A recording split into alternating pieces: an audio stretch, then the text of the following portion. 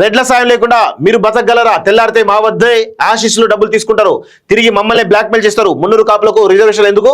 BC నాయకులపై రెడ్డి జాగృతి Madhava Reddy fire అంటూ చూస్తున్నాం. సో మాధవరెడ్డి తోటి మాట్లాడే ప్రయత్నం చేద్దాం. ఎందుకంటే మరి ఆయన అన్న విషయాలు ఏంది, దాని గురించి క్లారిటీ ఏంది అనేది చూస్తా ఉందాం, తెలుసుకుందాం ఒకసారి క్లియర్ గా. ఆయనతోటి మాట్లాడే ప్రయత్నం చేద్దాం.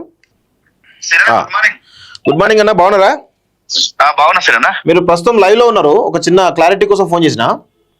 ఓకే, దిశలో మీరు ఒకటి మీ గురించి రావడం జరిగింది. రెడ్ల సాయం లేకుండా మీరు బతకగలరా అంటూ బీసీలను కొంచెం కించపరిచిలో మాట్లాడినట్టు తెలుస్తా ఉంది. దాని గురించి మీ క్లారిటీ ఏందన్నా? అన్నది ఎవరైతే రాసిరో నేను నాకు ఇంటర్వ్యూ ఇయ్యలే.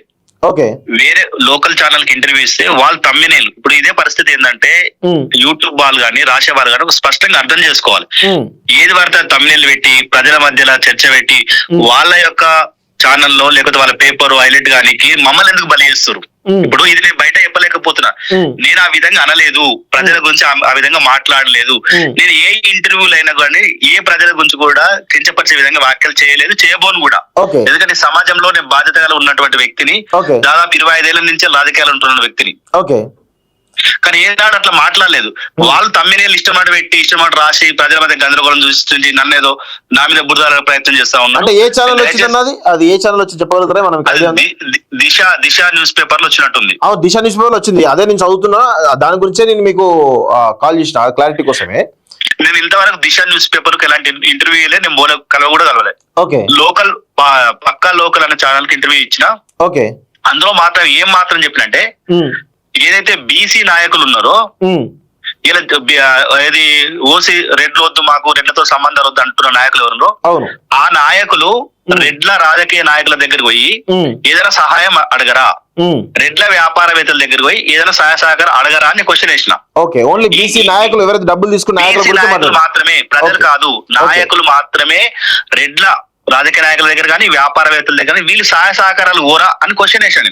ఇప్పుడు రెడ్లందరూ విలేయాలంటారు కదా, ప్రజలకేమో రెడ్ల విలేయాలంటారు. కానీ ఇదే బీసీ నాయకులు పోయి ఆ రెడ్ల రాజకీయ నాయకుల దగ్గరనో రెడ్డి వ్యాపారాల దగ్గరనో వాళ్ళ వ్యవస్థలు నడవడానికి సహాయ సహకారాలు తీసుకుంటారు. నేను అది క్వశ్చన్ వేసిన కానీ నేను ప్రజలకు ఆ విధంగా తప్పుడు మాట అనలేదు, నేను తప్పుడు మాట అనకూడా. ఓకే, ఎందుకంటే ఇక్కడ ప్రధానంగా మీరు అట్లా అన్నారని అనేసరికి చాలా మంది అంటే ఒక సమాజాన్ని, బీసీ సమాజం మొత్తాన్ని కూడా అన్నట్టుగానే ఒక చిత్రీకరణ జరుగుతూ ఉంది. సో మీకు ఆ వీడియో క్లిప్పింగ్ పంపిస్తాను. నేను ఆ మాట అనలేదు, బీసీ సమాజాన్ని మాత్రం అనలేదు. నేను అన్నది బీసీ నాయకులని, అది కూడా క్వశ్చన్ వేసిన. అవును, మీరు రాజకీయ నాయకుల దగ్గరనో వ్యాపారవేత్తల దగ్గర ఏం సహాయం మీరు అడగారని క్వశ్చన్ వేసిన. ఓకే, ఇక్కడ ప్రధానంగా మీరు కూడా సుప్రీం కోర్టుకు కేవేట్ పిటిషన్ ఇచ్చినట్టు తెలుస్తుంది. నిజంగా కేవేట్ పిటిషన్ వేయడం జరిగిందా?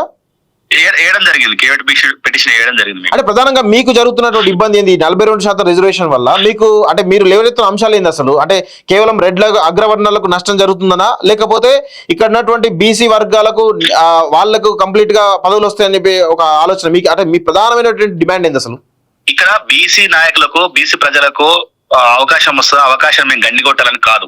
50% రిజర్వేషన్ దాటుతుంది ఏదైతే సీలింగ్ ఉందో ఆ 50% రిజర్వేషన్ దాటుతుందని చెప్పి ఈ రోజు మేము పిటిషన్ వేయడం జరిగింది. దాంట్లో ఏంటంటే జనరల్ స్థానాలలో 50%, ఇప్పుడు దాదాపు 69% రిజర్వేషన్ ఇస్తే జనరల్ స్థానాలు తగ్గుతాయి.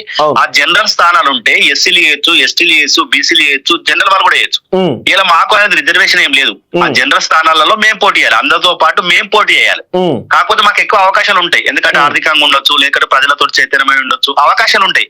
కానీ జనరల్ స్థానాలు తగ్గితే ఎస్సీ ఎస్టీలకు కూడా నష్టం జరుగుతుంది.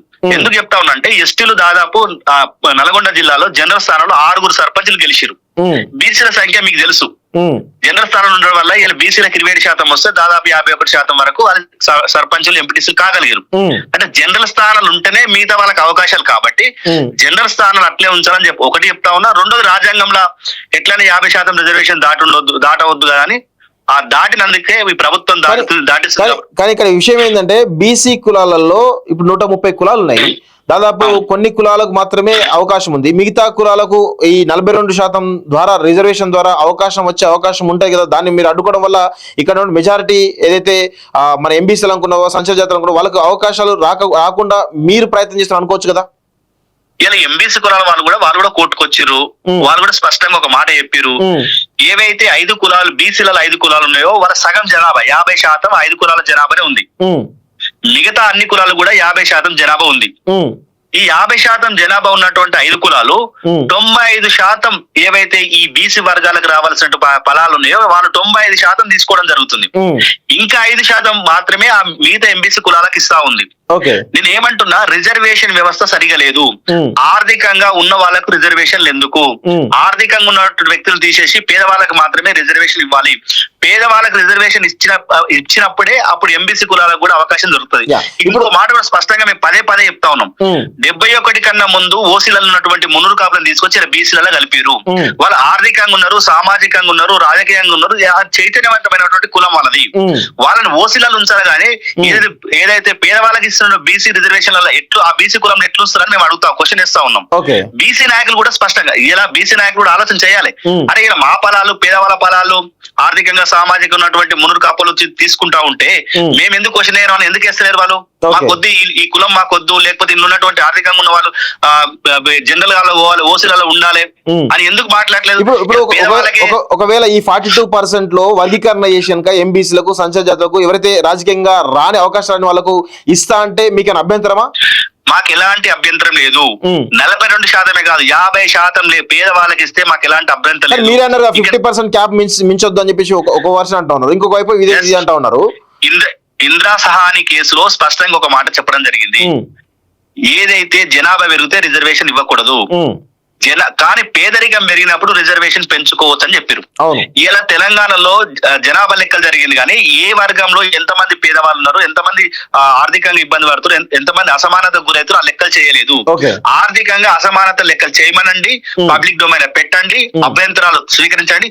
ఎవరైతే పేదవాళ్ళు ఉన్నారో ఆ పేదవాళ్ళకు ఈ రిజర్వేషన్ ఫలాలు అందితే నేను కాదు, నాలాంటి ఎవ్వరు కూడా ఆలోచన విధానం ఉన్న వాళ్ళు ఎవరు కూడా ఈ రిజర్వేషన్ వ్యతిరేకించరు. కానీ నువ్వు లెక్క చేయకుండా పేదవాళ్ళు ఎవరు గుర్తించకుండా ఇలా ఆర్థికంగా ఉన్న కులాన్ని బీసీలలో ఉంచుకుంటా మేము రిజర్వేషన్ ఇస్తా అంటే నేను అది ఎవరైనా కూడా క్వశ్చన్ వేస్తారు. ఇప్పుడు స్పష్టంగా అక్కడ పేదవాళ్ళకి దక్కాల్సినటువంటి హక్కులు దక్కకుండా పోతా ఉంటే నేను ఎవరైనా క్వశ్చన్ వేస్తారు కదా. ఇలా మీరు వేయరా? ఇలా మీరు సూటిగా ఒక మాట చెప్పండి, ఆర్థికంగా ఉన్న వాళ్ళకు ఎందుకు రిజర్వేషన్లు ఇవ్వాలి? ఆర్థికంగా అసమానతలు గురి కాని వాళ్ళకి ఎందుకు రిజర్వేషన్ ఇవ్వాలి? రిజర్వేషన్ ఫలాలు ఎవరికి అందాలి? ఇలా రిజర్వేషన్ ఫలాలు అందే వాళ్ళకు అందకుండా ఏ కులంలో అయినా కూడా 20% మంది ఆర్థికంగా ఉన్నారు, 80% మంది పేదవాళ్ళు ఉన్నారు. కానీ 80% మంది పేదవాళ్ళకు ఈ రిజర్వేషన్ ఫలాలు వస్తలేవు. 20% మంది ఆర్థికంగా ఎవరు ఉన్నారో వాళ్ళే ఇలా వాళ్ళ ఆర్థిక ఫలాలు తీసుకుంటారు. ఇలా ఎవరే ఏ గ్రామంలో రిజర్వేషన్ల అంశం అనేది ఇక్కడ మూడు ప్రతిపాదనలు ఉంటాయి. ఒకటి సామాజికంగా, ఆర్థికంగా, రాజకీయంగా ఉంటాయి. సో మీరు ఓన్లీ ఆర్థికంగానే గురించి మాట్లాడుతున్నారు తప్ప సామాజికంగా గురించి మీరు మాట్లాడలేదు. ఇప్పుడు సొసైటీలో మీరు అవునన్నా కాదన్నా రెడ్లు అగ్రకులాలుగా వాళ్ళ పెత్తనం జరుగుతూ ఉంటది. కింద ఉన్నటువంటి మాదిగ కులం కావచ్చు, మాదిగ మాల కులాలు కలిసి దగ్గర అనే పరిస్థితి ఉండదు. అంటే ఈ అంతరాలు అనేవి రెడ్ల మధ్య, బీసీల మధ్య, ఎస్సీ ఎస్టీల మధ్య ఉన్నాయి. సో ఇదైతే కొనసాగుతుంది కదా.